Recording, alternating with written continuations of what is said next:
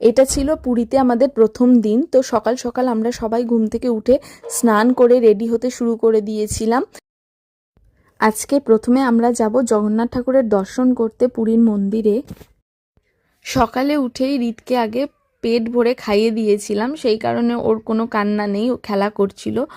তো বাচ্চাদের যেখানেই নিয়ে যাও না কেন আগে ওদের পেটটা ভর্তি করে রাখতে হবে, তাহলেই তুমি নিজেও নিশ্চিন্তে রেডিও হতে পারবে, সাজুগুজুও করতে পারবে। তো আমার সাজগোজ কমপ্লিট আর আমার বোনেরও কমপ্লিট।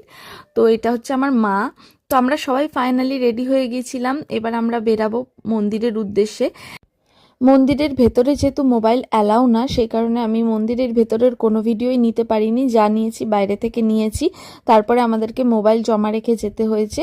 তো মন্দিরের দূরত্ব 15-20 মিনিটের পথ ছিল, সে কারণে আমরা টোটো নিয়ে নিয়েছি। আমরা পুরীতে গেছিলাম জানুয়ারি মাসে, আর ওয়েদার খুবই ভালো ছিল, না ঠান্ডা না গরম। তো খুবই ভালো লাগছিল ওয়েদারটা। টোটোতে আমরা 5 জন উঠেছিলাম, আর টোটো ভাড়া ছিল 150 টাকা মতো। মন্দিরে যাব বলে সকালে উঠে আমরা কিছুই খাইনি। তো আমাদের ইচ্ছা ছিল মন্দিরেই ভোগ প্রসাদ খাবো। তো ওখানে ভোগ প্রসাদ প্রতি প্লেটের দাম ছিল 100 রুপিস। ওখান থেকেই আমরা ভোগ প্রসাদ নিয়ে খেয়েছিলাম। রিত ঘুরতে খুবই ভালোবাসে, তাই টোটোতে উঠেও খুবই মজা পাচ্ছিল, আর ওর মজা দেখে আমরাও খুব হ্যাপি হয়ে গেছিলাম।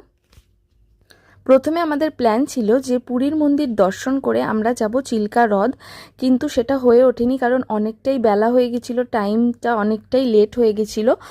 চিল্কা হ্রদ যেতে গেলে আরও সকাল সকাল গেলে ভালো হয়, সেই কারণে আমরা চিল্কা হ্রদের প্ল্যান ক্যান্সেল করে দিয়েছিলাম আর মন্দিরেই সময় কাটিয়েছিলাম।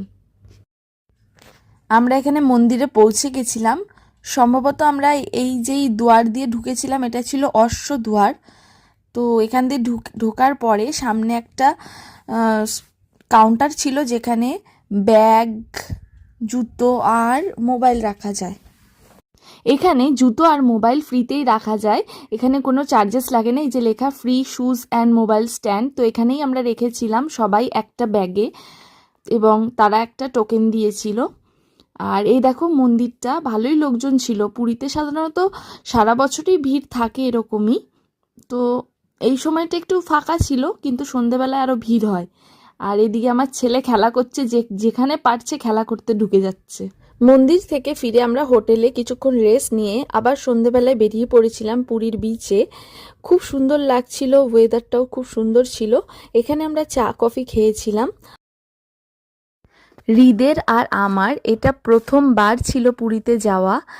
সন্ধেবেলায় পুরীর বিচে আমাদের সময়টা দারুণ কাটছিল।